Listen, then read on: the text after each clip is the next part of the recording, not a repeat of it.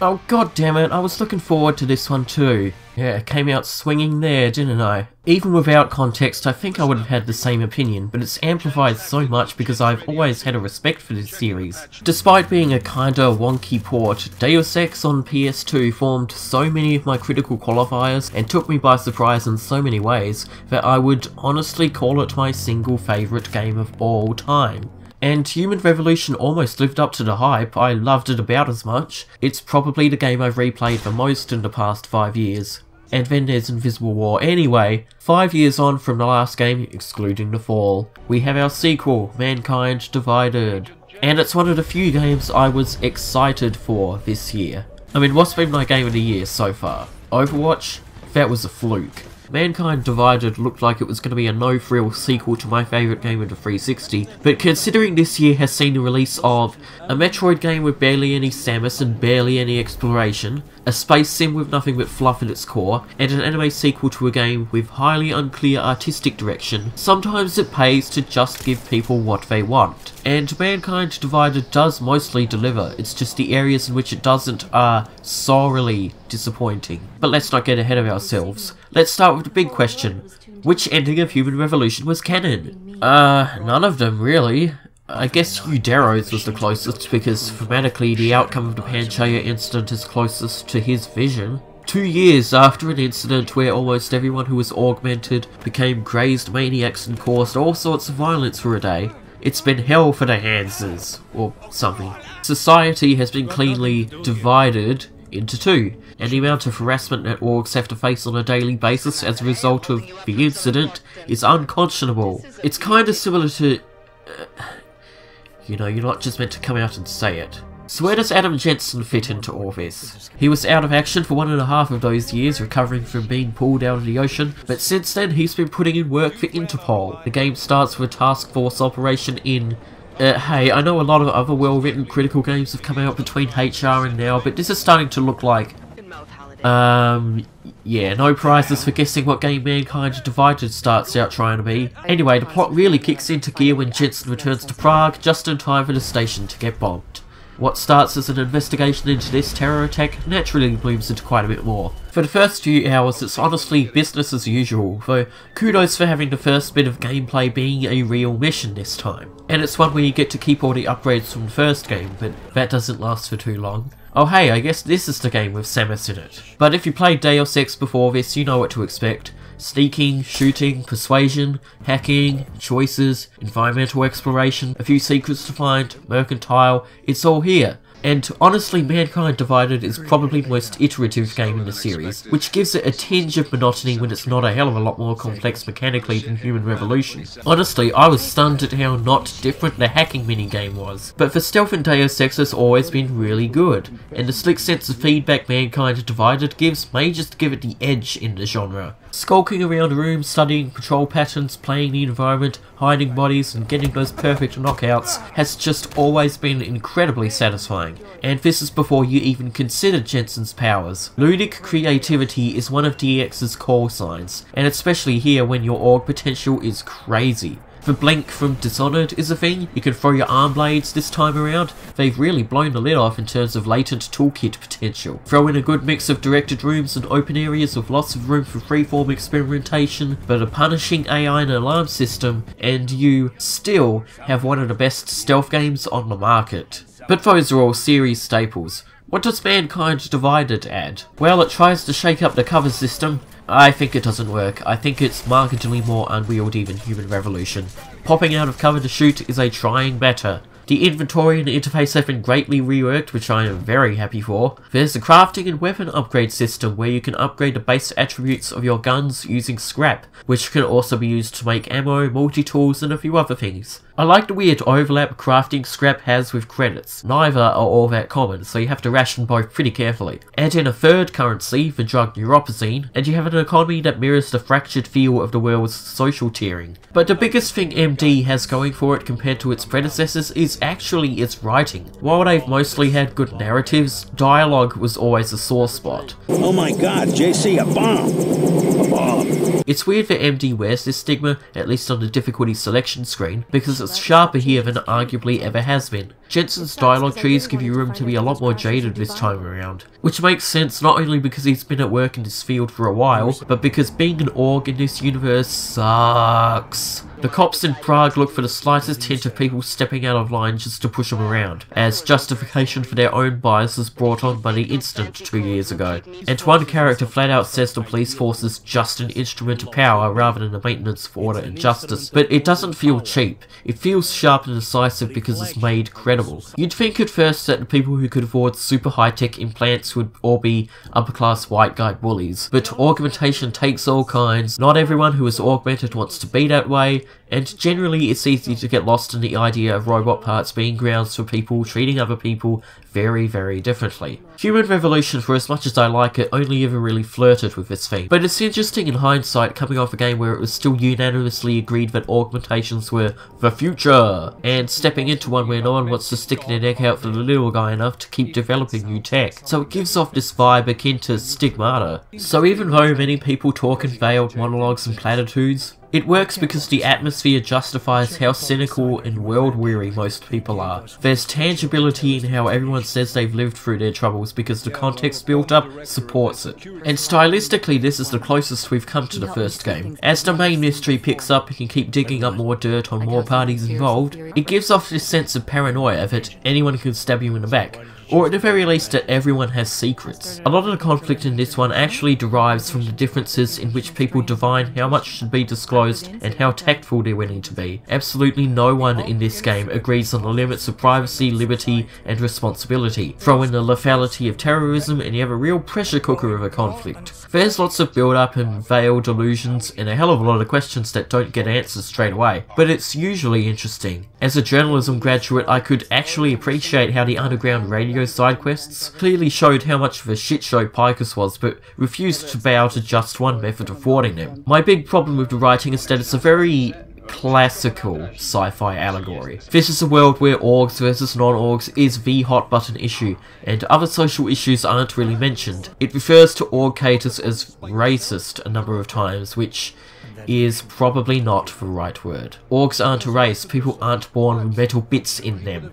Unless you're JC Denton. It's low-key and underwritten enough to not feel like it's beating you over the head with it in the same way Zootopia did, but I can't see everyone having the patience to deal with the inexplicable world-building points it has. Something that tested me personally was the pace and the framing of the A-plot. The one definitive quality I can give is that Jensen working for Interpol does more to justify him flying around the world than being just a security guard.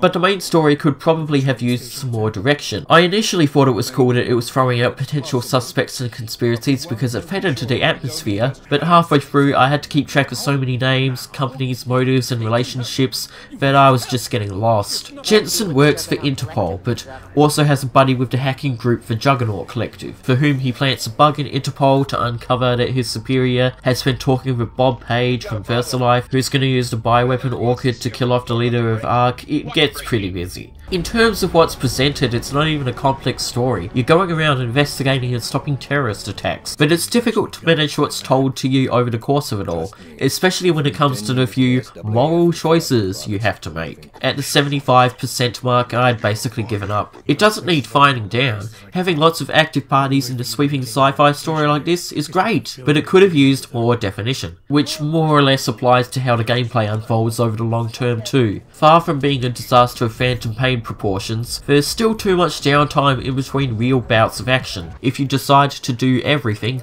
a huge bulk of your time will be spent running around the Prague hub, doing whatever is on your mission list. But any attempt to make the hub world and the level design interchangeable is superfluous, because a lot of your travel time is just that, travelling. Prague isn't even that big, but it beckons for a fast travel option because the back and forth just gets tiring, especially on the load times on that train. That's even if you decide to do all the side missions, which you should because they're just as good as the main missions, but I'm pretty sure there are only like 5 other levels in the game. This is backwards. How are we seeing less level variety as the series goes on? The first game had New York, Hong Kong, France, Under the Sea, Area 51, and Invisible War had 4 distinct locations, the last of which was fucking Antarctica. Human Revolution had Detroit and Shanghai and flirted with a couple of other places. Mankind Divided has Prague. I mean, you go to a couple of other countries, but it might as well all be in Prague for as much as the story is inexplicably drawn to it. I just don't understand how we're seeing less level variety the bigger this franchise gets. But that's just the backdrop variety. The level design itself is great. Possibly the best in the series. The marquee moment is Golem City, this ghetto somewhere close to Prague. With the rusty, decrepit, packed aesthetic and a vertical scale, it kinda reminds me of the prison level from Killzone Shadowfall. And while the investigation in the market is good, what follows is 45 minutes of pure beauty. It starts with an open, very high-rise minded locale with a million different ways to proceed before even considering your powers. But just the right amount of enemies to make weighing up the worth of each matter, before balancing it out with some more linear but still flexible stretches of land. There's enough handmade direction on the developer's part to make it tight, controlled, and satisfying, but without ever compromising the on-the-fly choice aspect that gives Deus Ex its edge. Playing it, I swear I could hear a choir of angels and feel all my problems melt away because it is pure bliss. It might be the single best bout of stealth I have ever played. I said at the time that even if the rest of the game was crap, that would be a standout moment to be proud of. Thank God I said that because, yeah, Mankind Divided goes downhill pretty quickly after that. It's at the end of this level where one of the major players of the story dies, and it starts to get kinda cluttered. Not helped by a section where you have to download a saved VR conversation, by physically solving weird block puzzles. Even by DX standards, this is too abstract to take seriously. And the central conflict has a weird shift in gears. No spoilers, but the events you'd expect to happen, which have been foreshadowed, just get dropped for something else. It gets quite difficult to tell where the story is going, and while some plot threads having inconclusive answers works because it feeds into the atmosphere, other times it's just frustrating. Combined with the long downtime you spend in Prague, it makes it more and more difficult to stay invested. Eventually, Prague is hit by martial law and it turns the hub into a stealth level all its own. Wow, this is a nice inversion. I fought for about 2 minutes before I realised it'd just make the running back and forth between missions much more obnoxious, taking the fun challenge of outsmarting the cops into just another chore. So much so that it was here that I broke the game. Upgrade your cloak and bioenergy to max, turn on your cloak and crouch walk past everything. It made the second last level a complete joke. At some point I noticed the mission I was on was called Gathering the Final Clues. Wait, Final Clues?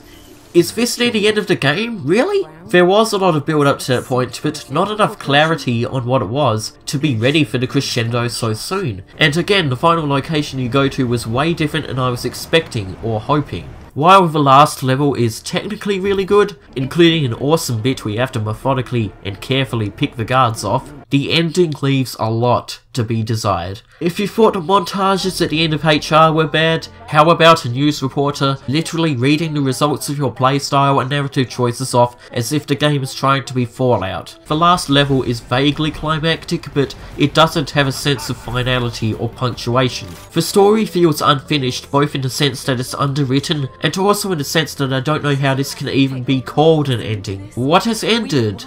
There's still work to be done. It legit feels like some parts were left out, possibly to be sold as DLC down the line. I mean, looking at the voice credits made me feel like I was going crazy. Morgan Everett? Lucius De Beers? Megan? Where were they?